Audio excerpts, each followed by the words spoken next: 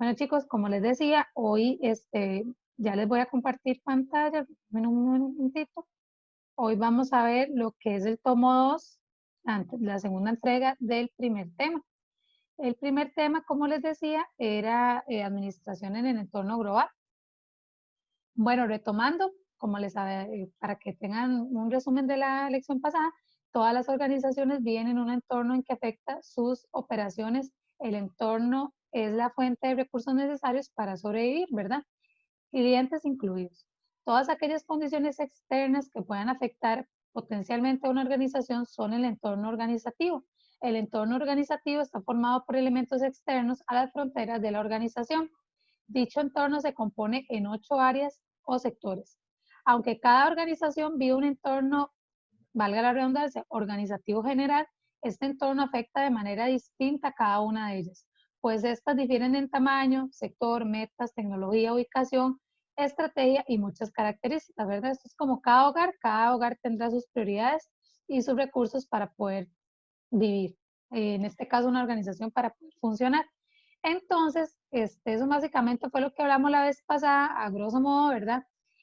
Y para el foro, que hablábamos de la globalización, que ahí estuve ya hojeando algunos, muy buenos, la verdad, aportes hicieron, gracias a Dios, esta clase.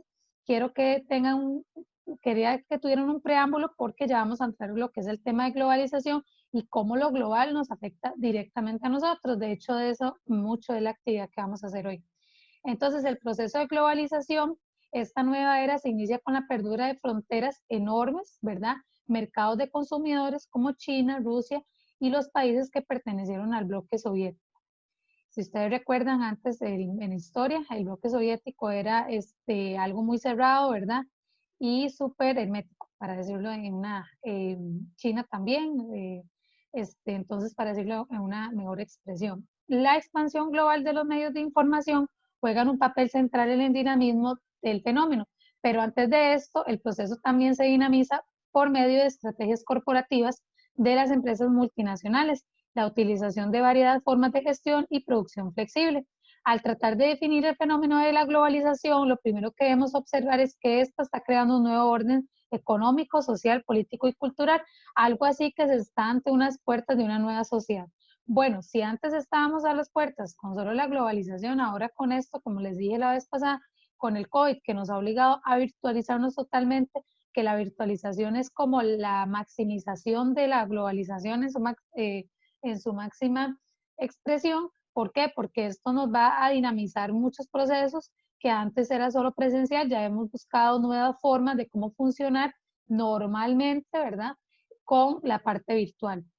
Entonces, vamos a ver nuevas relaciones sociales.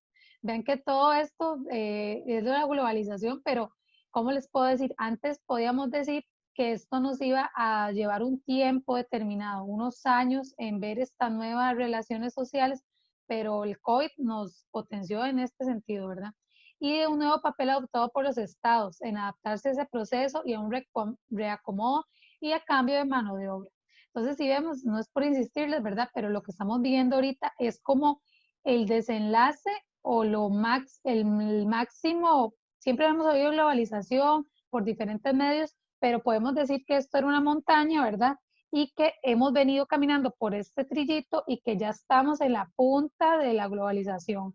Ahora vamos a ver qué efectos trae estas nuevas relaciones sociales, este nuevo papel adoptado por los estados y este reacomodo. Cuando dice cambio de mano de obra, sí, porque ahorita, bueno, antes, por ejemplo, muchos trabajos no estoy diciendo que ahorita no, pero nos exigen mucho lo que es, bueno, y hay mucha discriminación también con las personas con alguna condición especial de discapacidad física o mental, por ejemplo, también del lugar de donde vivían hacia su lugar de trabajo. Había muchos factores que jugaban a favor de que si usted se encontraba un trabajo o no. Pero ahora con esto hay un montón de cosas que van a desaparecer. O sea, de hecho, una persona, por ejemplo, eh, inválida, no tiene ningún problema de trabajar igual a como yo lo estoy haciendo ahorita. Me explico. Pero si lo vemos en un plano físico donde es presencial, en la de menos yo, por discriminación e ignorancia de algunos patronos, en la de menos yo que estoy en ese sentido sana, por ejemplo, para decirlo así físicamente, pues no me van a, pues seguramente yo me llevaría el puesto en lugar del señor, pero ahora, o de la persona inválida, ¿no? Pero ahora con esto estamos en igual de condiciones, o sea, esto nos pone, ya ahora son habilidades versus habilidades, o sea, cuáles habilidades tiene él que no tenga yo, y ya la cara bonita, todo eso que siempre se ha notado en los trabajos, no les estoy diciendo que se va a ir del todo, porque ojalá fuera el caso, pero eso se está viendo como en un segundo plano y se está poniendo más en plano las habilidades que tenga un empleado. Y también los estudios tampoco, sí es una buena herramienta, es una certificación, como se los dije la vez pasada, pero no va a, ¿cómo les explico? A encasillarnos en que si somos buenos o no. Eso nos va a decir las habilidades.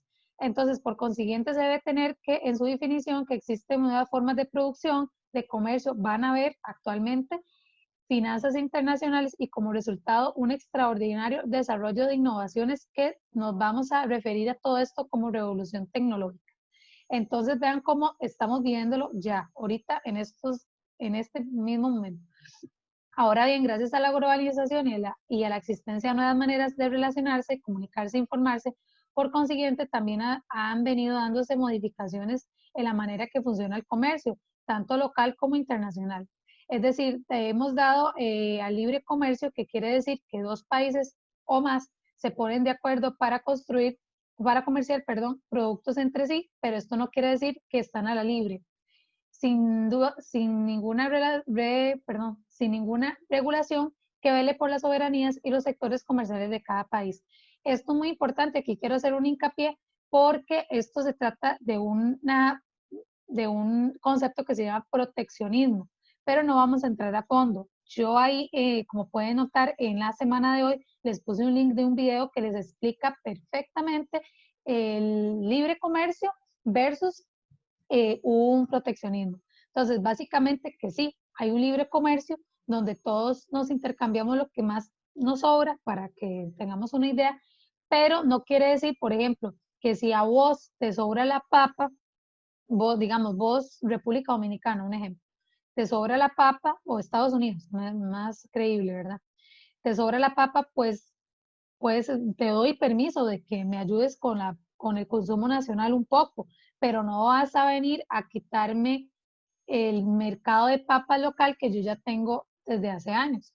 En el mejor de los casos, pero se ha comprobado que a veces los tratados de libre comercio no cumplen con esas expectativas y al final sí sale directamente afectado el agricultor nacional. Esto como un ejemplo de todo lo que existe, por ejemplo, los lácteos para entrar acá tienen demasiados peros y demasiados impuestos muy elevados.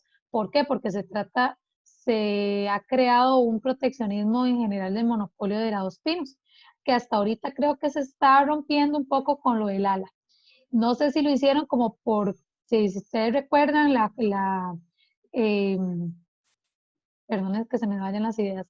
La Dos Pinos funciona como cooperativa, y las cooperativas no pagan impuestos. Pero si ustedes ven en la historia y ven la definición de una cooperativa, la cooperativa es un lugar que es un compilado de personas que cooperan para que funcione la organización, ¿verdad? Es decir, cada quien pone un granito de arena para que esto funcione. Por eso ellos no pagan impuestos, porque no lucran, pero la Dos Pinos sí es lucrativa, como todos saben, demasiado lucrativa. Entonces siempre se ha tratado porque la Dos Pinos se escuda en que ella es una cooperativa que ayuda a ganaderías y lecherías de este país, ¿verdad? Y que ellos están en pro de ellos, pero por otro lado también lucra mucho. Entonces siempre hay una doble discurso en cuanto a la Dos Pinos y como el año pasado creo o antepasado hubo tanto dime que te diré sobre esta organización, pues ellos quisieron quitarle un poco, siento yo que con la entrada del ALA, que es una empresa totalmente de otra índole y que no tiene nada que ver con eso. Entonces, para que ustedes vean más o menos de qué se trata y que vean el video, por favor, porque todo lo que está en la plataforma, lecturas, videos y demás, entran en el examen, chicos. Ahorita, ok, espérense para ver, sí. Bueno, entonces aquí entramos con lo que es los tratados de libre comercio, que están vigentes en Costa Rica. Bueno, chicos, como pueden ver, estos son los tratados de libre comercio que están firmados, aprobados y funcionando. Tenemos un libre comercio con CAFTA, CAFTA es Estados Unidos, Centroamérica y República Dominicana, Canadá, CARICOM, Centroamérica sin Estados Unidos y sin República Dominicana. CARICOM es de todos los países como Uruguay y todo lo que tiene que ver con América del Sur. Chile, China, Colombia, Corea, México, Panamá, Perú, República Dominicana, por sí solo, es decir, tenemos un tratado de libre comercio con Estados Unidos, para que me entiendan, CAFTA y Dominicana República, digamos, es Estados Unidos, Centroamérica y República Dominicana, eso es un bloque comercial. Luego tenemos otro bloque solo nosotros como Centroamérica y luego tenemos un tratado de libre comercio directamente con República Dominicana, para que vean la maraña de enredos que tenemos. O sea, no son enredos, sino opciones para mercadear, para que me entiendan. Otro con Singapur y otro con la Unión Europea. Luego con la Asociación Europea de Libre Comercio. La Unión Europea es una cosa y la Asociación Europea de Libre Comercio es otra. Eso tal vez se los explico en otra ocasión. Pero básicamente que abarcamos casi toda Europa, tenemos negocios con casi toda Europa, quitamos relaciones con Taiwán hace muchos años para empezar relaciones con China. Hace poquito aprobamos el de Colombia, esto estuvo muy en tensiones, que si se aprobó o no, pero lo aprobamos, y el de Singapur también es muy nuevo. En proceso creo que tenemos, bueno, teníamos el de Colombia, ahorita me fijo en la página. Bilaterales, ¿qué quiere decir bilaterales? Que somos dos países, es decir, República Dominicana y Costa Rica es un tratado de libre comercio bilateral, solo tiene dos lados, para que me explique, para que me entiendan. Luego tenemos, por ejemplo, Unión Europea, que es un bloque comercial, o Centroamérica, que son bloques comerciales, y son multilaterales, es decir, tienen un montón de aristas porque tienen un montón de opiniones y tenemos un montón de integrantes en ese mismo tratado. Entonces, eso es como una pinceladita para que ustedes vean cómo estamos vigentes actualmente. Ah, bueno, y tenemos otro, regálenme que es que no me deja ver la pantallita. Ah, bueno, sí, ya les dije, Chile. Entonces, para que ustedes vean cómo básicamente funcionamos Costa Rica con los demás países. Entonces, ¿qué quiere decir esto? Que tenemos opciones de, por ejemplo, si queremos importar algo, para que me entiendan un poco, o exportar algo, vemos a ver si nos sirve mejor hacerlo por CAFTA, por ejemplo, si queremos a República Dominicana. Vemos si nos sirve mejor hacerlo mediante CAFTA, si tiene mejores ventajas para mí como exportador o como importador, o si lo hago directamente bajo el TLC con República Dominicana. Otro, tenemos libre comercio con la Unión Europea, con la Asociación Europea y con la Unión Europea. Entonces, habría que ver para que me entiendan cuáles países están ahí, pero digamos que hay un país que esté en ambos, entonces vemos a ver cómo nos va mejor, si con la Asociación Europea o con la Unión Europea. Para eso se hacen estas negociaciones, para tener opciones hacia, hacia la, ¿cómo les explico? Como para potenciarnos más como negociantes del mundo, ¿verdad? Ahora, existen dos aspectos muy importantes con el libre comercio, que se llaman las barreras comerciales. Hay unas barreras que se llaman arancelarias, que como su mismo nombre lo dice, son derechos arancelarios de importación, es decir, esto casi siempre se paga solo para importar, para que tengan, por ejemplo, para cuando nosotros tenemos que exportar, básicamente no pagamos impuestos de la manera como cuando vamos a importar, porque el negocio de nosotros es recolectar plata de afuera, entonces lo hacemos mediante la importación. Cuando nosotros queremos vender, más bien no le ponemos muchas trabas a nuestros vendedores del mundo, para que me entiendan, un exportador es un vendedor del mundo, para que nosotros podamos tener más opción de venta, ¿verdad? Entonces, ¿qué se les cobra a las personas que van a exportar? Básicamente el uso del área portuaria. Bueno, ahorita con APM no sé si hay otros rubres, unos rubres más específicos, pero básicamente es el uso de grúas, de los patios de APM, por ejemplo, lo que vaya ahí el contenedor a estar, el tiempo que como alquilar un espacio, por ejemplo, y unos creo, $13, si no me equivoco, bueno, mejor no les digo la cantidad, pero algo muy mínimo por el uso de la ventanilla única Procomer, que es que nosotros tenemos un rubro que paga el Procomer, porque como Procomer nos ayuda a vender, entonces es como una comisión, para que me entiendan un poco, que se le da a Procomer para que Procomer, gracias a Procomer pudimos vender a China, para que me entiendan. Entonces se les paga básicamente un rubro muy pequeño. Es lo único que tenemos que hacer al exportar, pero al importar sí hay muchos impuestos y depende mucho de la mercancía que sea. Entonces, los derechos arancelarios de importación, como mejor lo llamamos nosotros como DAI, son los tributos contenidos en el arancel centroamericano de importación. Bueno, ahí dice eso, pero nosotros le decimos SAC. SAC es un libro como así, que yo les iba a explicar, ¿verdad? Se los iba a enseñar, pero se me olvidó sacarlo, donde nos dice muy específicamente cuál es el código de cada materia y es como un idioma muy universal, digamos, si el código es, bueno, viene por capítulos, partidas y subpartidas. No les voy a explicar mucho por ahí porque ustedes son logísticos y no aduaneros, pero sí se van a topar con este tipo de códigos. Esos códigos, digamos, por ejemplo, este libro va de lo más natural o específico o no procesado, para que me entiendan, a lo más procesado. Entonces, el capítulo 1 va a ser de carne, de animales vivos, carnes y así, lo más específico. No, primero, animales vivos, de ejemplo. Luego otro de plantas y de cosas que comestibles y no comestibles, legumbres, todas esas cosas, que son cosas como que no llevan mucho proceso, o sea, los sembramos y los sacamos, ¿verdad? Luego ya vienen comidas preparadas, como lo que son comidas Maggi, esas cosas, ya paquetitos en cuanto a comidas, ¿verdad?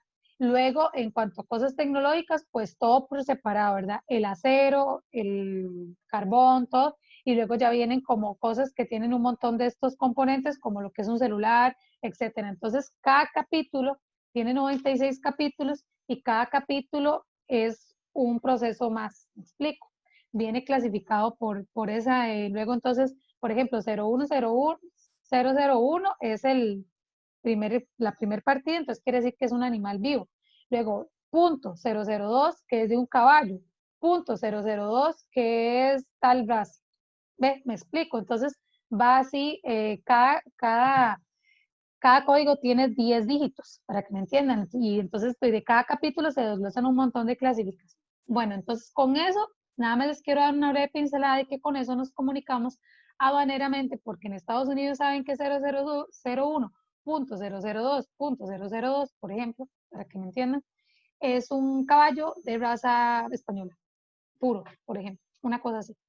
Entonces tienen como hecho generador la operación aduanera de importación, con excepción de algunas franquicias. Hay un montón de excepciones, como lo que son las zonas francas, que no tienen que pagar impuestos, un montón de excepciones. Pero digamos, una persona a pie, un importador normal, siempre tiene que pagar impuestos, hasta nosotros si queremos traer algo de afuera, hasta en Wish, siempre van a pagar algo aduanero.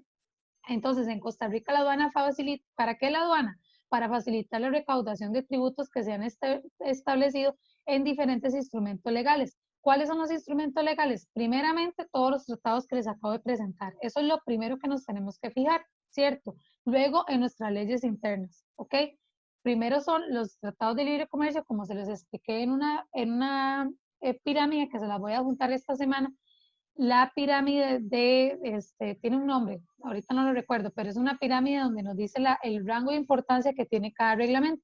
Entonces, primeramente los recursos humanos, segundo nuestra constitución política, porque se supone que nosotros no negociamos comercialmente, pero nunca nuestra soberanía. Eso es sagrado para cada país.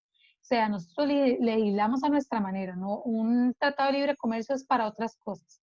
Y luego viene el tratado de libre comercio, todos los internacionales, luego las leyes nacionales y luego las normas y decretos varios que se hacen día a día. Entonces, estos gravámenes, hay uno que se llama, bueno, está el DAI, que les digo, ¿verdad? Hay otro que se llama impuesto selectivo de consumo, que le decimos el SIC, pero ahí está al revés, perdonen. Impuesto del valor agregado, que es el impuesto de ventas antes, ahora es el IVA, ¿verdad? Y otros impuestos como el específico para el alcohol paga mucho impuesto, para que lo sepan, porque el alcohol se le calculan los impuestos por número de caja, por tipo de envase, si es de vidrio o como sea, y sobre todo por el tanto volumen de alcohol que tenga. Entre más volumen de alcohol tenga, más va a pagar impuestos. Entonces, esto se hace, bueno, y también por cuánto vale, primero se toma un primer ámbito de cuánto vale eso en el mercado, ¿verdad? Y luego se le empiezan a sacar todos los impuestos o todos los porcentajes que se tienen que poner. Entonces, ¿para qué sirve esto? Por ejemplo, todo el impuesto que se le saque a los cigarrillos y a cosas que se llaman bebidas espirituosas y otras cosas como tabaco, etcétera. Drogas, para decirlo así, legales, ¿verdad? Porque no deja de ser drogas. Entonces, cosas como estas se le saca bastante dinero porque ese dinero va directo a IAFA. Otro que se llama IFAM va directo a las municipalidades, por ejemplo. Entonces, básicamente los impuestos son para nosotros autonutrirnos de otra plata de afuera que viene, ¿verdad? O de ventas de afuera que hacemos. Sí, me va a sacar en 40 minutos, chicos, pero no importa, nos volvemos a conectar. Entonces, ya me quedan 10 minutos. Entonces, como les decía, ¿verdad? Básicamente para eso son los impuestos, para nosotros subsistir como gobierno, como nación. Y sobre todo quiero que sepan que es nuestra principal, aparte del turismo, entrada de dinero. Ahora existen otras barreras que no son arancelarias, que estas son las que me interesan. O sea, no solo porque yo tenga la plata para pagar el impuesto, yo puedo sacar algo aduanal. Hay una serie de requisitos. Las medidas no arancelarias, por como pueden ver en el dibujito, no se trata de dinero, ¿verdad? Son medidas de política comercial diferentes a las medidas comunes llamadas aranceles que tienen el potencial de afectar el intercambio internacional de bienes. El efecto de estas medidas arancelarias puede ser el principal objetivo de la política. Por ejemplo, cuotas o prohibiciones o quizás solo el producto de alguna política, por ejemplo, un control de calidad, un requerimiento de embalaje.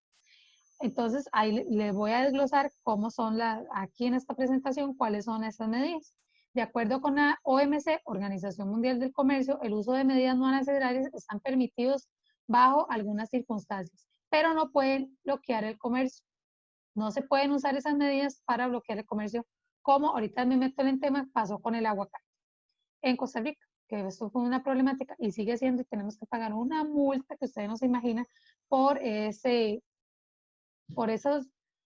¿cómo les explico? Son intereses de por medio que hay, que se trató de utilizar una medida no arancelaria, o sea, para que ustedes me entiendan, al pertenecer a la OMC y al tener este montón de tratados de libre comercio, nosotros firmamos un trato y con esta parte del aguacate, digamos que violamos una parte del trato, que esto trae consecuencias como de sanciones de parte de la OMC hacia Costa Rica. Entonces, ejemplo de ellos son el acuerdo de valores técnicas al comercio, esto es un acuerdo, y el otro acuerdo de medidas fitosanitarias y medidas sanitarias y fitosanitarias. Ya les voy a explicar mejor. Cuando ya falten 3 minutos nos volvemos a conectar, creo que es el mismo link para que sepan. Entonces, la clasificación de las medidas no arancelarias, para que ustedes tengan una idea, ¿verdad? Ya voy a quitar este cuadrito, perdón. Debido a la variedad de la naturaleza y a la complejidad de las medidas no arancelarias, es necesario tener un sistema de clasificación común y global. Quiero que ustedes sepan que con lo de la globalización, nosotros necesitamos un idioma global, porque no puede haber una ley en Costa Rica en cuanto a comercio, así, o sea, sí hay una, pero para ejercer el comercio internacional tiene que haber algo súper neutral para todos para podernos entender. Un sistema de clasificación es necesario para documentar apropiadamente las regulaciones de la empresa que se deben cumplir, armonizar estas medidas en diferentes sectores y países de manera que puedan ser comparados y realizar análisis estadísticos de las medidas arancelarias, y diferentes sectores. Entonces, si ustedes pueden ver las medidas técnicas en este decreto, ¿verdad? En este, tratado, medidas técnicas del capítulo A al capítulo B se refiere a las propiedades específicas de productos tales como características, especificaciones técnicas y el proceso de producción de un producto, valga la redundancia, También incluye métodos de evaluación de conformidad que afirman la composición de un producto o un requisito determinado. Estas regulaciones técnicas tienen generalmente por objeto garantizar la calidad y seguridad alimentaria. ¿Para qué están hechas las arancelarias? Para, como les dije, percibir dinero, que es sí, lo que mueve el mundo, obviamente. ¿Y para qué están hechas las medidas arancelarias y no arancelarias? Para proteger la salud de los seres humanos y los animales en nuestro país, para que ustedes tengan una idea. Y la protección también del medio ambiente, como les decía, seguridad nacional, proteger la salud animal y vegetal. También muy importante la de la fauna, no solo los animales. Las medidas no técnicas compilan desde el capítulo C al O.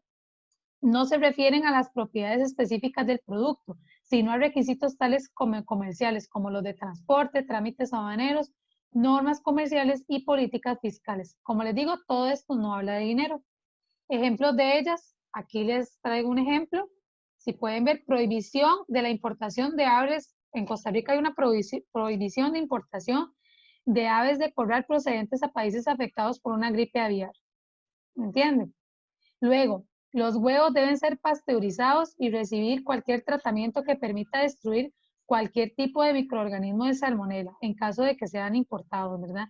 Porque se supone que los que están en Costa Rica también tienen que cumplir con eso. No es que solo los importados, no, sino que como ya nosotros tenemos esas leyes en Costa Rica, pretendemos que cuando entre o ingrese alguna mercancía de afuera cumpla con nuestros estándares de calidad que ya tenemos aquí en Costa Rica. Los animales vivos deben estar en cuarentena por lo menos 2 meses antes de entrar al territorio, ¿ok? Los tienen que tener en cuarentena en otro país, entran al territorio y luego aquí también hay un tipo de cuarentena.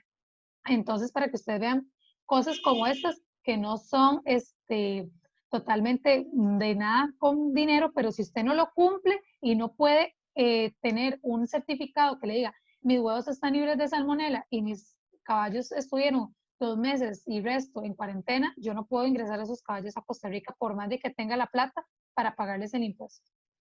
Ahora, el capítulo A, las medidas sanitarias y fitosanitarias. Las medidas sanitarias y fitosanitarias son de carácter técnico. Como le digo, cuando es de carácter técnico, es de la composición y de la composición de control de calidad, composición del producto y control de calidad del mismo. Pueden incluir la prohibición, las medidas que rigen la evaluación de conformidad relacionados con la calidad, relacionados con requisitos higiénicos, muy importante, proceso de producción y las medidas sanitarias y fitosanitarias se aplican generalmente, uno, para proteger la vida humana de enfermedades transmitidas por animales, los riesgos de los contaminantes tóxicos, organismos patógenos, todo lo que viene libre, tiene que venir libre de todo eso, proteger la vida de los animales, plantas, plagas, muy importante. Aquí, no sé si se los dijo a ustedes, otro grupo, a mí a veces se me cruzan los cables, porque a veces lo repito en algunos otros cursos. Si ustedes, para contarles una anécdota, cuando una vez estoy en la aduana, una persona X, un gringo creo que era, trató, bueno, aquí hay una modalidad que eso se llama, hay otra parte, estas son las especificaciones para importar, pero hay otra parte de las parte aduanera que se llama regímenes, en la cual hay varios regímenes en donde usted puede entrar con una modalidad del país o ingresar algo a una modalidad. Por ejemplo, un régimen es una zona franca. Él tiene un montón de especificaciones que no tienen una importación normal, ¿verdad? Entonces, para no, perdón, es que vieras que estoy súper mal de una alergia, entonces, perdón si me toco mucho la nariz, disculpen. Entonces, lo que les quiero decir es que esta persona quiso traer una modalidad que se llama importar, ya les digo, como cuando uno se va a pasar de casa, alguien que me ayude con el nombre, mudanza no, hay otra, bueno, digamos que mudanza, pero es otro nombre, pero se refiere a eso, el régimen de mudanza, para decirlo así. Entonces resulta que el señor traía de todo, o sea, para mí básicamente eso era basura, o sea, algunas cosas sí eran sus muebles, eh, que esto se llama, tiene un nombre diferente, cuando uno no es una mudanza, sino que usted trae todo ahorita en el otro, en la otra reunión les digo el nombre como es.